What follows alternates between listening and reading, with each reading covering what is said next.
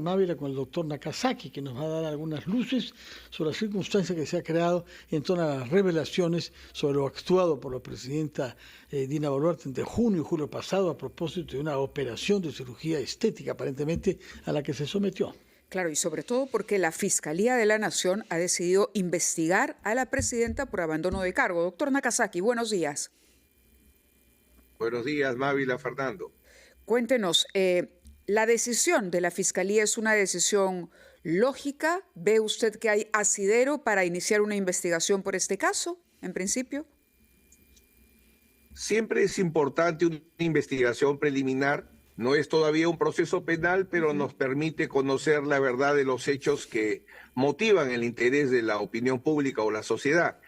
Sí es importante que se haya aperturado la investigación preliminar para que se pueda obtener de manera legal, y eso quiero resaltarlo, la información médica indispensable que permita determinar si el tratamiento quirúrgico que se le aplicó a la señora presidenta de la República la incapacitó o no para ejercer el cargo de presidenta. Bien, pero esa información, ayer nos decían, es parte de un secreto, digamos, profesional, del médico, el paciente. Si la Fiscalía interviene, ¿hay alguna obligatoriedad que se impone al médico de entregar esa información? El gran problema de este caso, Mávila, es que precisamente se ha pretendido obtener la información al margen de la ley. Y veíamos al presidente de la Comisión de Fiscalización emplazándolo, casi crucificándolo al médico, cuando tú muy bien marcas, de acuerdo a la Ley General de Salud, los médicos tienen un deber de secreto profesional que incluso si lo violan cometen delito, precisamente de violación del secreto profesional. La única autoridad que puede solicitar el levantamiento del secreto médico es un juez. De acuerdo, pero por otra parte, la situación de la señora Boluarte tiene sus particularidades. Ella es jefa de Estado, está obligada a asegurar la continuidad del ejercicio de esa función y por lo menos informar al Congreso y al Consejo de Ministros, ¿no? También en ese caso habría omisión de funciones por no informar. El premier ha declarado, y el ex premier, bueno, el premier en ese entonces, Alberto Tarola, ha declarado, y es un testigo cualificado, porque quien está llamado para certificar si la presidenta continuó ejerciendo o no su cargo es el premier. Y así como él ha revelado que la presidenta fue sometida a un acto médico quirúrgico, igualmente ha señalado que continuó realizando sus funciones y que los actos presidenciales continuaron realizándose. De acuerdo, doctor Nakazaki, le pedimos un instante, tenemos que ir con los anunciantes, pero quisiéramos poder tener tiempo de hacerle un par de preguntas adicionales sobre este tema, que acapara, por supuesto, las primeras planas el día de hoy.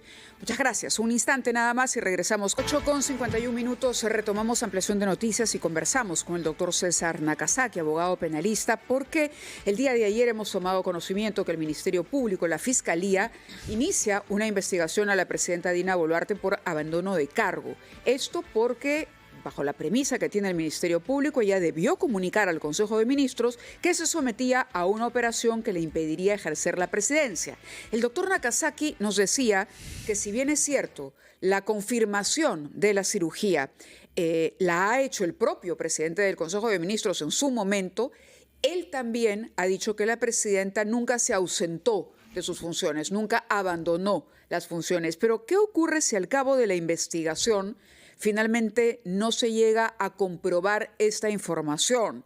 Es decir, se demuestra que sí, que en algún momento la presidenta estuvo desconectada, que no era una cirugía urgente, que era una cirugía estética y que nadie en el Consejo de Ministros estaba al tanto, y que la presidenta, en efecto, que no ha registrado actividad esos días en la agenda, estuvo de pronto imposibilitada de trabajar, como cualquiera que se recupera de una operación. No digamos todo el plazo, pero de pronto 2 o 3 días.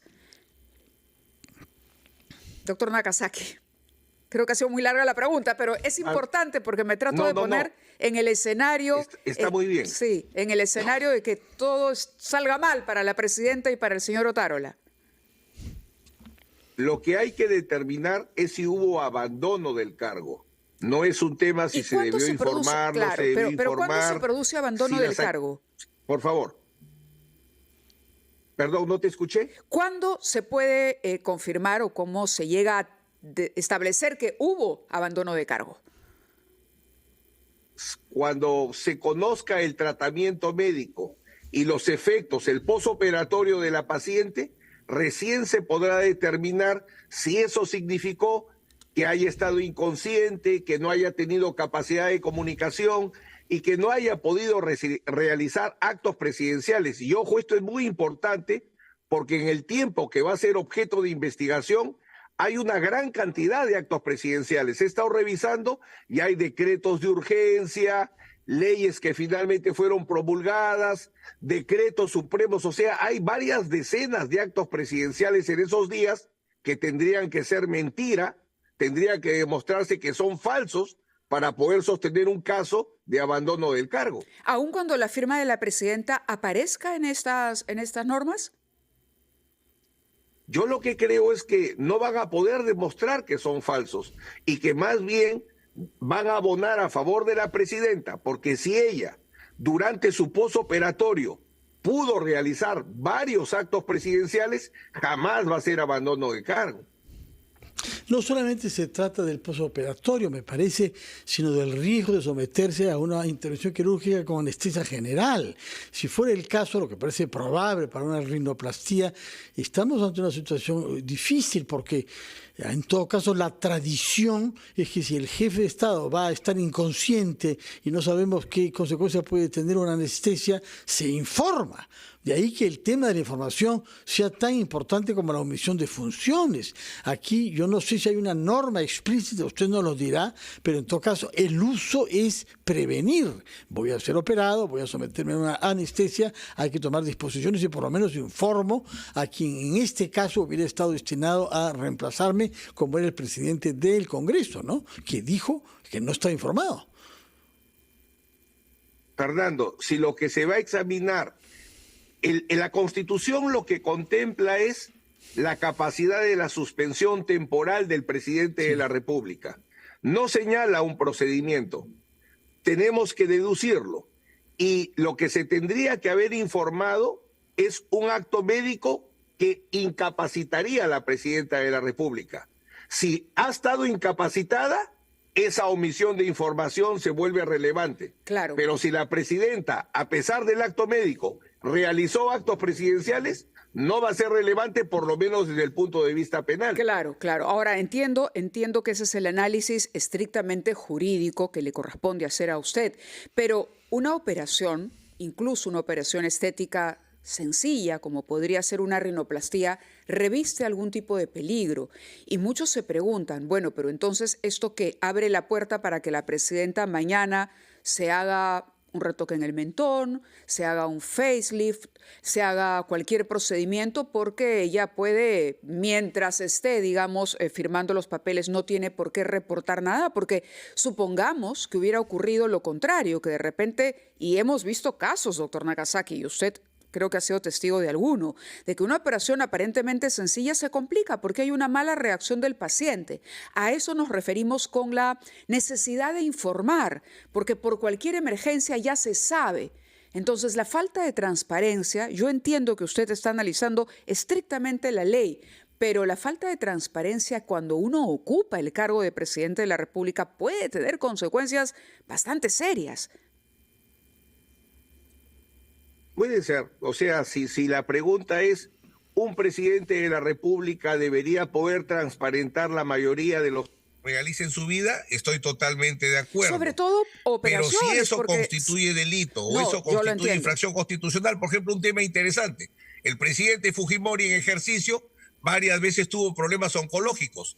La verdad no sé si los informaba. Ajá. Si informaba que iba a ser sometido a un tratamiento oncológico. Pero habría que analizar si los presidentes de la República a lo largo de la historia, cada vez que han estado enfermos, claro, lo han estado pero, no comunicando al Congreso el caso de la señora para Boluarte poder determinar que hubo faltas. Doctor Porque Nakasaki, una cosa es analizar la necesidad de desarrollar mejor los procedimientos de transparencia y otra cosa es si se ha cometido una infracción constitucional o un delito. El caso nos lleva a analizar justamente esos procedimientos porque el caso de Dina Boluarte es completamente distinto. Cuando un presidente tiene vicepresidentes, el asunto es más fácil. El señor Toledo viajaba y dejaba al señor David Weissman a cargo, por ejemplo. Para la presidenta se tuvo que hacer una ley que le permita manejar el despacho de manera remota.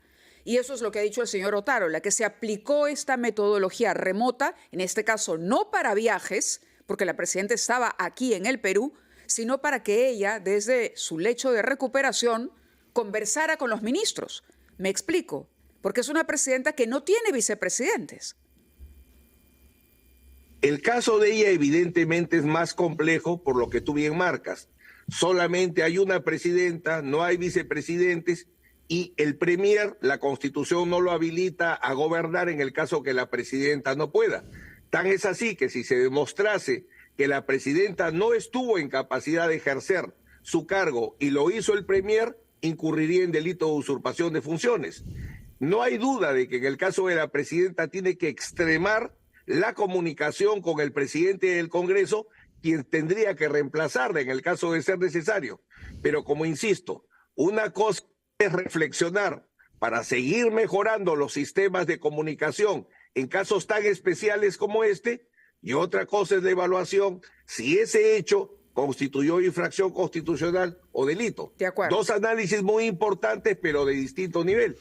Muchas gracias, doctor César Nakazaki. Quedamos entonces, como lo ha dicho usted, en espera de un informe oficial sobre la naturaleza del acto médico que usted ha provocado para saber si hubo anestesia general y si hubo un estado en que la señora, incluso después de la operación, no pudo ejercer su función, en cuyo caso hubiera sido por lo menos razonable, si no obligatorio, que informe a la persona encargada de reemplazarla, que era el presidente del Congreso, quien ha declarado el no haber sido puesto en información de estos hechos.